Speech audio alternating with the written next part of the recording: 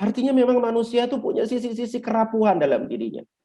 Itulah kenapa kita itu bukan orang yang kuat. Yang kuat itu adalah Allah Subhanahu wa Ta'ala yang Maha Kuat.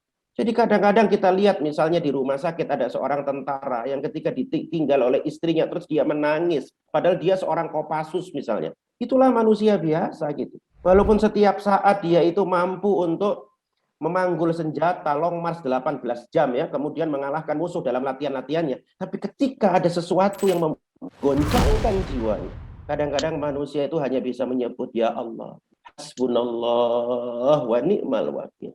Jadi ketika Bapak Ibu ya merasakan ada sesuatu dalam hatinya, it's okay. Saya pun begitu Bapak Ibu. Semua kita sama gitu. Kita bukan Superman ya.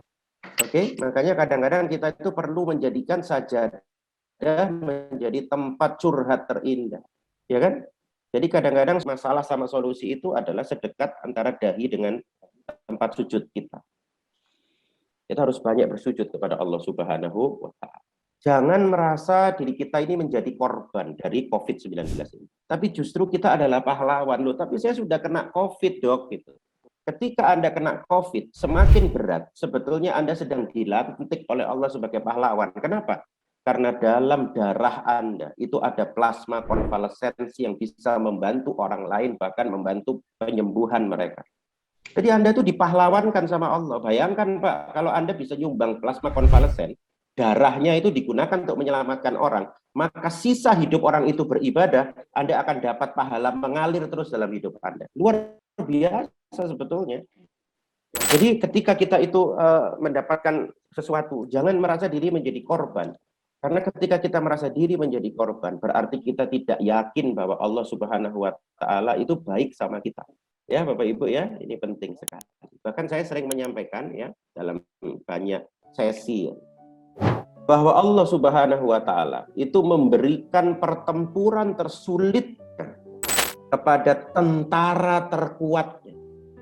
Jadi kalau sekarang ada jamaah majelis Tombo Ati yang merasa diuji sama Allah bertubi-tubi, dan Anda tetap menggenggam hidayah dari Allah dan tidak melepaskan hidayah itu, maka Anda adalah pasukan terkuat dari Allah Subhanahu wa Ta'ala.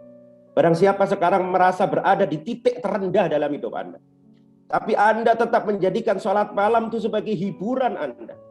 Anda tetap menangis di sujud Anda, berbisik kepada Allah dan terus menggenggam erat hidayah Allah walaupun Anda digoncangkan oleh ujian saat ini, maka pasukan terkuat dari Allah Subhanahu wa Ta'ala. Karena Allah tuh tahu gitu, mana hambanya yang kuat, mana tidak kuat. La yukallifullahu nafsan illa wus'aha.